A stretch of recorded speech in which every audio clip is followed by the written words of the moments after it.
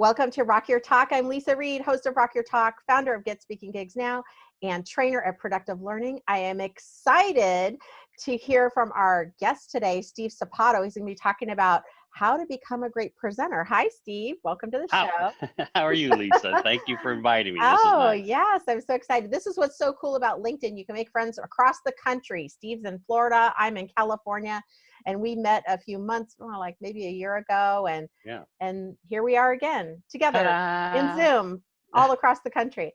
It is crazy. The technology is just amazing, isn't it? Isn't it wonderful? I know, it's so cool. So a little bit about our show. We interview experts who come and share 3 cool tips. That's Steve. He's actually over here. 3 great tips that they have about their expertise that you can benefit from. And a little bit about what I do and what I bring to the marketplace and my purpose in life here. I'm the founder of Get Speaking Gigs Now. I help train speakers how to get booked, stay booked, and attract their ideal clients through speaking. Have a lot of fun doing that. You can get 5 top tips to get more speaking gigs now on GetSpeakingGigsNow.com. Also, I'm a trainer for Productive Learning, and we specialize in some pretty deep, significant personal development. We help people learn how to start asking the questions so they can facilitate their own growth and have more of what they truly desire. You can get a free gift from Productive Learning at productivelearning.com/gift. And in that gift, you're going to get a course. Yeah, it's free. You're going to get a course called New Thinking for New Actions, which is really cool because a lot of times we're like, oh, I know that I want to think more positively, or I know that my thoughts are getting away from me and they're really powerful, but I'm not sure what to do with that information. So this really helps give you some foundation action items to take towards that. So those are a couple of gifts for all of you today. And now let's get to Steve's expertise. So I want to hear about these cool tips that he's got about how to become a great presenter. But first, Steve, tell us a little bit about you. Okay. I've been around for about 40 years, speaking around the country for the first 20 or 30 years of my life, and then got a little bit tired of traveling so much. So started to settle in and started to establish myself more as a speaker trainer, speaking coach than I was an actual presenter and speaker. Now I still do that, but it's a lot more limited than it used to be. You know, when you're a newer speaker, boy, you just love to get on that plane and travel. Or, you know, when somebody says, hey, you're only about 2 hours away from us, will you come out here? And you say, how much? And then they pay you to do that. So I've been doing that for about 40 years and having a great time. Then we switched over to me being a speaker trainer, and I've been training some of the top people on how to be a lot better presenters, how to get their expertise down so they've got it here, whether you're selling from the stage or whether you're a fee speaker. I'm a fee speaker. I don't sell from the stage normally. There are occasions when I do, but primarily I'm a fee speaker, which means we get to do those wonderful, what are they called in the mornings when you come in and you show up, your keynote talk. Keynote, yeah. And so I do the keynote opening or the keynote closing when they want to accomplish certain moods and create a certain festive environment. That's what I do. I have fun doing it, and I've been doing that ever since. Then I came across about 2 years ago, I started watching TEDx and how most of my speaker friends couldn't get on TEDx, no matter how many times they submitted. So I started my own thing called Speaker Talks, and it's all about getting people on stage in front of an audience and getting that sizzle reel that will help you when we get out of this pandemic, will help you get on stages because people will see that you can really perform.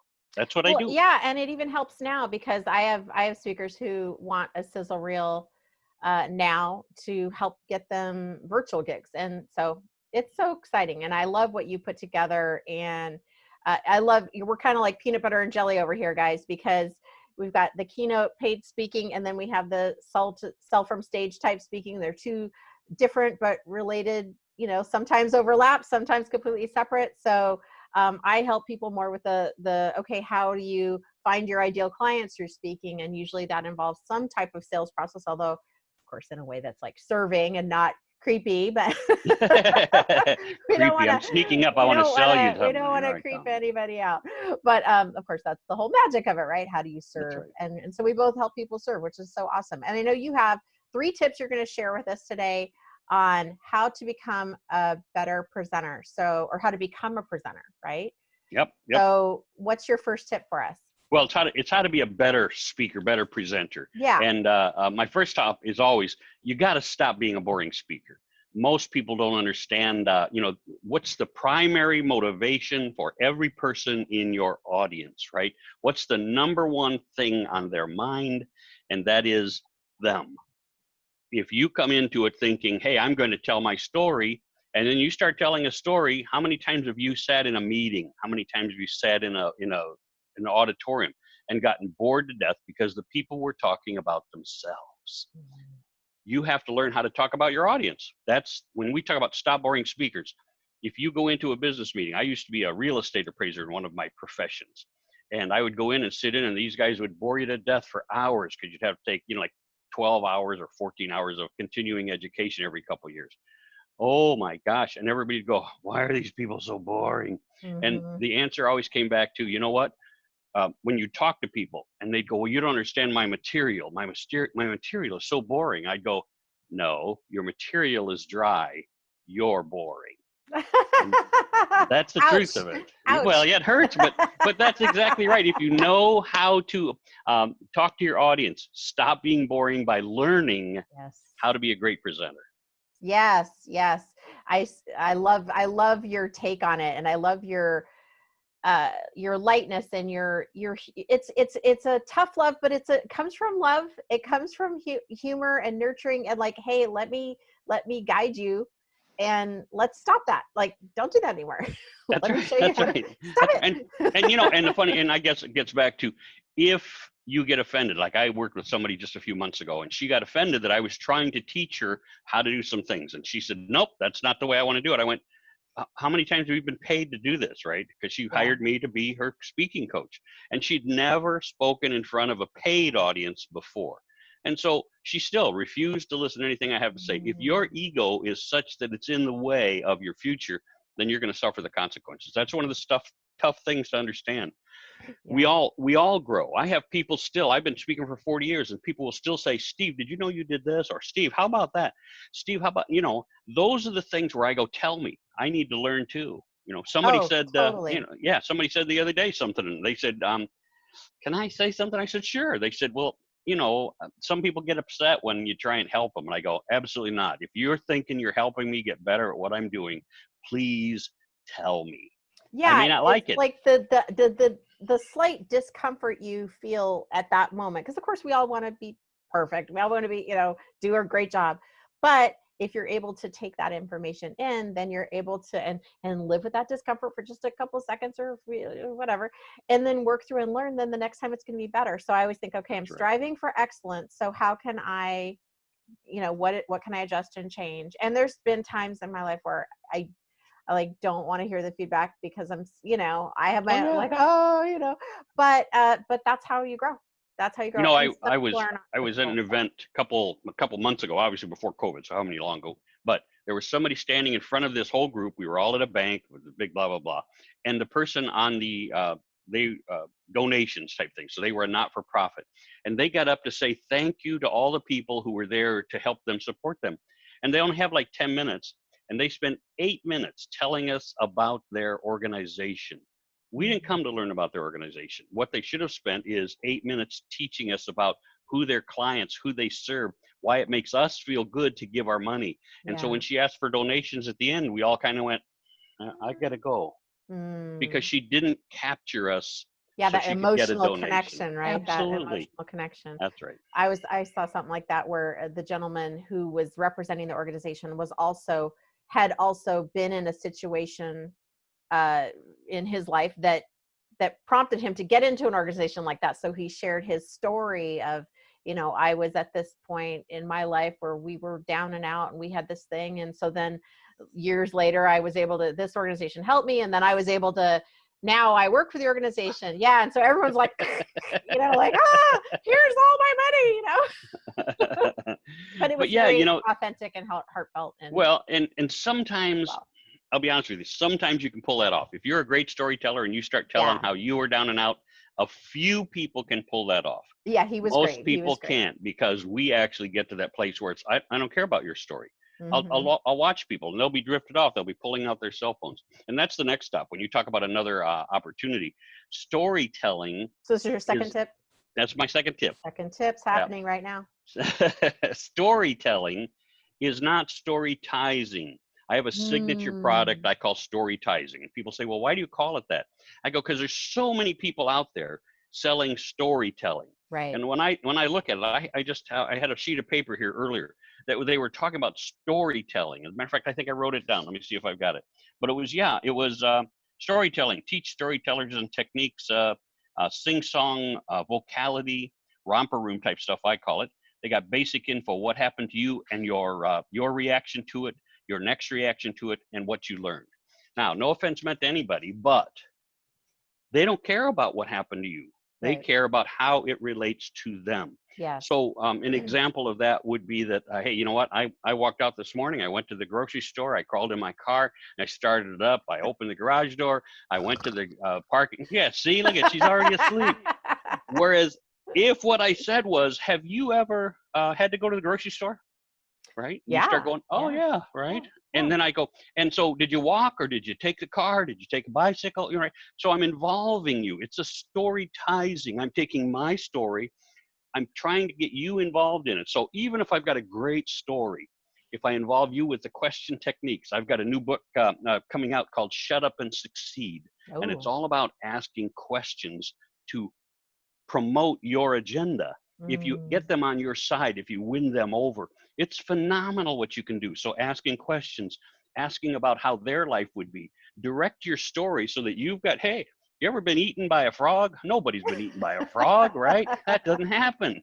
But boy, I'll tell you what, sometimes when you see a big enough frog, you ever seen a big enough creature that you scared yourself with it? Could have been a big spider, could have been, right? So you capture people's attention with sometimes absurd thoughts, eaten by a frog, quit it, right? But sometimes it's like, boy, I saw a frog the other day that was huge, or I saw a lizard that was monstrous, or I saw a spider. You ever seen those giant spiders? Well, they're not this big; they're only about that big. But right, so you capture them. So it's storytizing. Like I said, if you can understand that, if you don't, get in touch with me. Oh, you can get in touch with me at steve@stevesapato.com. You can certainly go to my website at stevesapatoseminars.com. Love to have a conversation with you and see how I can help you become a much better presenter, especially online today. When you got to be in these little boxes today, especially if you're participating. One of the things that makes me nuts is you'll have 17 people or 127 people on these summits, and the people are all like, yeah, I'm watching. Yep, I'm paying attention to you. It's always a good confidence booster when you're a speaker. Oh, and so, you want to get better, you want to get noticed, you want to find yourself success, then you got to sit up, pay attention. That's right. And ask a lot of questions at these things so people notice you and start to pay attention to you. One of the interesting things that that occurred to me when you were sharing that, I was on a Zoom meeting. I wasn't speaking, but I was attending, and there was like 70 people on there. This was in April. Cut forward to maybe 30 days later or something like that. That meeting was featured on CBS Morning News, and it got released to the whole country. So now different cities could pick it up or whatever, but I'm in Orange County, California, and I know it got in San Diego and Arizona and New York and things like that. So what's so cool, I had my virtual background. I'm looking like I'm paying attention. So I'm right in the middle. There was 9 squares and I'm right smack in the middle. And I'm getting like texts and messages from people who went to high school with me. I just saw you on the news. What's going on? So you never know when. That's right. Who's watching? Dress for success. Yeah, you got Lisa's real big. I read Lisa's thing 3 times when she's saying you're going to be on. She goes, dress professionally. Why do we have to tell people to dress professionally? Some people come and they're laid back in their chair and their arms over there and they got wife beater t-shirts on. They're drooling in their suit. Yeah, we don't want that. Oh my gosh, right? So yeah, there's so much that you should be paying attention to, and Lisa can certainly help you do all that too. This is phenomenal. Yeah. All right. What's your third tip for us? I know you have a million tips, but well, zillions of tips. That's right. The third one is being visible and making sure people understand your expertise. So your visibility and your expertise will create opportunities for you. And it's really important. So how do you get those? Well, some people say, well, you put testimonials on your website, or you do this on here. Yep, those are good. Okay. But what people, let's face it, you and I have seen some phenomenal phenomenal celebrities who don't know a thing. And yet one day they're touted as the celebrity right? For that product or that Mm-hmm. service. I remember, and I won't say, it was some blonde lady who was then suddenly she was the expert for children's stuff. And, she had one child, and at her wealth and stuff that she has a nanny taking care of that child. But nobody paid attention to that because she was a celebrity and somebody had put her in the expert's chair. Mm-hmm. It's important that somebody can put you in the expert chair. Lisa has put me in the expert's chair. I can put Lisa in the expert's chair. What do people see about you that makes you the expert, right? Well, I got 2.5 years worth of experience speaking. Well, that's good, right? But it's not phenomenal. So you have to look at what makes you the expert, right? Hey, I've been speaking for 2.5 years on, and then you say on the use of cell phones, Mm-hmm.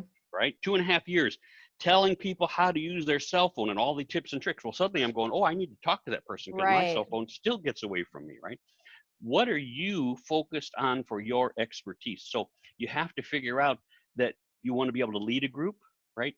You want to be able to have a title. If I was the Duke of Earl, you'd say, wow, a Duke, right? Wow. Yeah, yeah, you would go, On wow. the first time on the show. That's right. And so what's your expertise? What's your title? How are you leading the way? And that's why we talk about when you're on these summits, make sure you pay attention to the people who they're pushing as the experts, and then ask them questions, not questions to embarrass them. You don't want to do that, but questions that show that you have an expertise. Play the stupid person for a second and say, I heard this and I wasn't sure this. This is what I believe. Can you help me with that? Well, if your I believe, right, was correct, they'll say, you know what, Steve, you're right on target. Good. Yay. Yay me. And so always lean into your virtual class, your Mm-hmm. virtual online thing. I teach people, I certify people to be virtual trainers in the online environment. And the reason I do that is because there's so many people who have no clue. They're boring in what they do. They don't tell great stories. And you say, you can't always tell great stories, Steve. I go, yes, you can, Mm-hmm. right? I don't care what your topic is. You can take that and make it interesting to the people who have to be here. If you say, I have to teach you, right, how to do HR stuff for the company you're joining, make it entertaining with the HR stuff that you have. And I will be glad to help you learn that, how to make that entertaining if you need it. So anyway, those are my 3 tips. So if you I have love something, it. make sure you're storytizing that thing. That's vital to your success. Yeah, and definitely want to emphasize when we're able to fly safely and meet and gather safely, that Steve's virtual, it's not virtual, but your Speaker seminars, talks. yeah, That's your right. speaker The talks speaker that you talks. put together, where it's like an all-in-one inclusive, get your sizzle reel done, is something that most speakers really need. And it's really hard to get that put together uh, on your own. So Well, I love and what you've thank you. created for that. And I'm going to add in, I just had somebody the other day who said, I need a virtual speaker reel. I said, I'll be Mm-hmm. glad to put that together for you. Yeah. It's taking clips like this where you're actually saying quality stuff so that people see that you're not only knowledgeable, but you're also entertaining. And that's what they want for their audience. And they'll say, boy, I need Steve Sapato. I need Leisa Reid Yeah. to help me out in this. And even with virtual, you're still speaking. So if you have, like, if you're out there listening and you're a speaker and you're like, oh, I need one of the, get those, A, call Steve, and B, you're like, well, if I don't have any Zoom footage, that's okay. If you have other footage, you could still tie that in, because like you said, the person planning the meeting just still wants to make sure you're not going to be, paint drying type of speaker, and that you're going to engage. And that's something I've had to adjust to. Yeah. It's really easy for me to engage people when I'm in person, but it is a little different in virtual. So there's different things that I've done and had to adjust and test and tried and true stuff. I'm like, okay, how we're going to do this? Great. And I adjust, and I'm still adjusting, because Yeah. some groups, like with a PowerPoint, not PowerPoint, and being able to see them and not see them and get, I've noticed Lots to learn, lots there's to a learn and lot of do. things. There's a lot of things. So, And you know what? Lisa said something interesting on that. And it was the fact that she doesn't do much in terms of editing her mm-hmm. podcast down. And I do quite a bit of editing sometimes, because especially when I'm in some of these experts who are not great speakers or great presenters, they don't know when to enter in a conversation. So you'll hear me in a lot of my podcasting, which is the Happiness Agenda or Speaker Talks podcast. But you'll hear me going, right, Lisa? And the reason I keep saying right, Lisa, You is because haven't said anything, people, honey. people on the other end sit and go, and you go, right, Steve? Oh, is it my Yeah, turn? yeah. Yeah. Oh, yeah, me. And so you're always taking those, and it doesn't sound like much, but a 1.5 second, Yes. what? And you got to cut those out and it's like, boy, I love working with people like Lisa, who are experts in their trade, who really know what they're doing and are fun to work with. Thank you, Lisa. Oh, I'm blushing. Okay, thank you. Well, I'm excited that you were able to guest on our show today. I have one last question for you. This is a special Rock Your Talk question for our speakers. And because it's called Rock Your Talk, I got to ask, what's one of your favorite rock bands or rock singers of all time? Oh man, You probably have a lot. Just rock, whoever you comes go to mind. rock, rock for you. Obviously I grew up in the Beatles era. So when I That's was in a rock. small band, we played the Beatles, but there's Oh. also, when I work out, it's always Creedence Clearwater Revival. Oh, okay, cool. Some classic rock and some original rock, like the people who made rock and roll famous.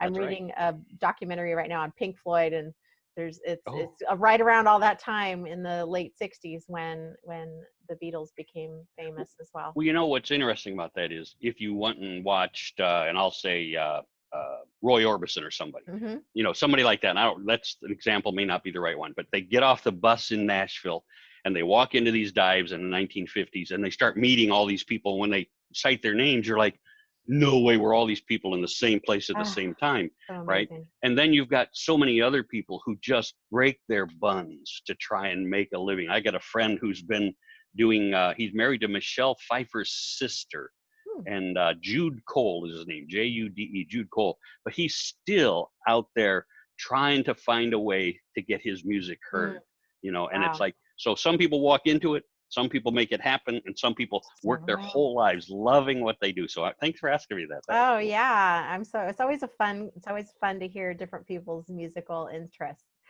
Well, thank you everybody for listening to our show, Rock Your Talk. Remember to be kind to yourself today and to somebody else. Yes, give yourself a nice little hug. Give yourself a hug and be kind to somebody else. And if you have not subscribed to our channel, please do so as well. And I will see you on the next one with our next expert.